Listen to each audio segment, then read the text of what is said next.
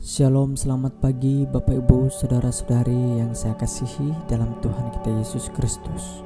Pada pagi hari ini kita kembali dalam perenungan harian Gereja Pokemon pertama. Namun sebelumnya saya mengajak Bapak Ibu, Saudara-saudari untuk kita sama-sama berdoa. Kita berdoa. Allah Bapa kami dalam kerajaan surga, kami sungguh bersyukur di pagi hari ini Tuhan, karena ada lagi waktu bagi kami untuk kami merenungkan kebenaran firman-Mu. Berkati kami Tuhan supaya kami sungguh dapat memahaminya dan terlebih kami dapat mengaplikasikan dalam hidup kami tiap-tiap hari. Terima kasih Bapa, haleluya, amin. Bapak Ibu Saudara yang saya kasihi dalam Tuhan kita Yesus Kristus, kebenaran firman Tuhan yang akan kita renungkan bersama pada pagi hari ini terambil dari Lukas pasal 10 ayat yang ke-29. Demikian bunyi kebenaran firman Tuhan. Tetapi untuk membenarkan dirinya, orang itu berkata kepada Yesus, "Dan siapakah sesamaku manusia? Dan siapakah sesamaku manusia?" Tema perenungan kita di pagi hari ini Bapak Ibu Saudara yang dikasih Tuhan, ukuran manusia bukanlah berapa besar pengetahuan dan imannya, tetapi betapa besar kasihnya.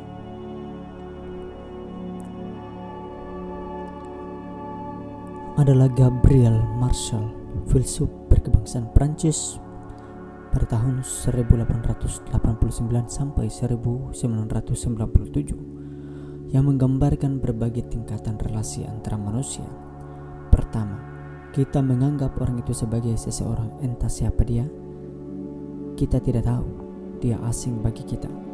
Demikian juga sebaliknya, kita asing bagi dia, sehingga ada semacam perasaan untuk saling menjaga jarak. Kita melihatnya tetapi tidak berkomunikasi, bertemu selintas, tidak meninggalkan kesan apa-apun bagi masing-masing. Yang kedua, Marshall mencoba menggambarkan apa yang disebut sebagai mereka. Mereka adalah orang yang saya butuhkan karena sesuatu. Mereka yang merupakan pusat informasi bagi saya, menjadi objek untuk bertanya untuk mendapatkan hal-hal yang saya butuhkan. Mereka menjadi objek dan saya menjadi subjek. Saya berkomunikasi dengan mereka tetapi tidak memberikan kesan.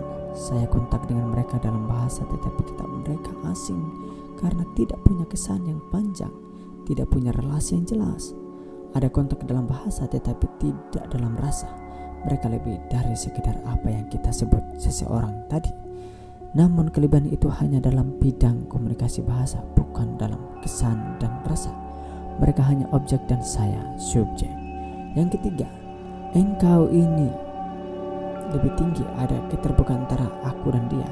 Artinya saya siapa untuk dikenal oleh dia, dan saya siap mengenal dia dengan segala risiko apapun. Keterbukaan itu membuat kami bisa saling memahami. Dalam tingkatan ini ada komunikasi dua arah. Dia menjadikan hubungan saya dan dia menjadikan hubungan yang disebut kita.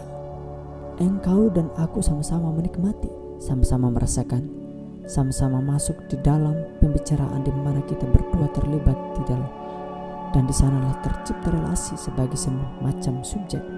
Jadi saya subjek, engkau subjek. Oleh karena itu engkau akan menjadikan pribadi yang dapat menjadi bagian hidupku. Dalam hidup kita menemukan relasi-relasi seperti ini. Kita berpapasan setiap hari dengan seseorang, tapi tidak mengenal dan tidak tahu aktivitasnya. Duduk sama-sama tapi asing, bahkan mungkin saling mencurigai. Itu relasi tahap pertama yang paling besar dari relasi hidup manusia. Hanya basa-basi, tidak peduli apa yang dialami dan dirasakan dia. Betapa tragisnya suasana seperti ini. Patut kita renungkan seperti apa kita berelasi. Jangan-jangan itu yang terjadi dalam kehidupan kita berjemaat. Orang di sekitar kita adalah orang yang tidak kita pedulikan. Hanya karena pola yang diciptakan dalam gereja, maka orang bersalaman, say hello, sehingga pecahlah memang kekakuan. Gereja jadi kaku karena orang-orang yang berbakti asing satu sama lain. Waktu gereja memecah suasana kaku dan menciptakan suasana untuk ada satu relasi, maka ada jabat tangan. Mudah mengatakan. Oleh karena itu pertanyaan si ahli Taurat tentang siapakah sesamaku, Lukas 10 ayat 25-37 sangat penting kita pikirkan. Jangan-jangan kita tidak mengerti siapa sesama kita. Kita berpikir dia sudah menjadi sesama kita, padahal belum. siapakah sesamaku? Sesamaku adalah orang yang bisa terbuka dengan aku, mau mengenalku dan aku mau mengenalnya. Sesamaku adalah orang yang bisa berkomunikasi dengan aku di dalam dua arah, sehingga kami menjadi kita, menjadi satu. Sesamaku adalah mereka yang kuperlukan sebagai subjek dan memperlakukan aku sebagai subjek, sehingga tidak ada yang memperalat dan diperalat. Tidak mudah untuk bisa menempatkan orang di sekitar kita menjadi sesama. Perlu suatu kematangan, kejujuran, supaya kita bisa menghargai orang di sekitar kita. Ketika Tuhan mengatakan cintailah sesamamu seperti dirimu sendiri, maknanya amat dalam, mengagumkan, terlebih jika kita lihat dari apa yang kita pahami tentang relasi tadi. Gereja bisa dengan mudah mengatakan, pendeta mudah mengkhotbahnya tetapi sulit melakukannya. Kita sering memperlakukan orang lain sebagai orang yang kita tidak kenal. Kita sering menjadikan mereka sebagai objek untuk mencari informasi yang memuaskan perasaan kita. Tetapi mampukah kita menghargai orang-orang di sekitar kita yang kita berikan raja yang sama dengan diri kita, subjek dan subjek, sehingga kita bisa menghargai dia sebagai orang yang sama dengan kita. Siapakah sesama kita? Izinkan saya memberikan 3 hal. Pertama, sesamaku adalah dia yang sama-sama denganku sebagai subjek. Posisi saya dan dia sama, meski kita kaya dan saya miskin tidak jadi masalah.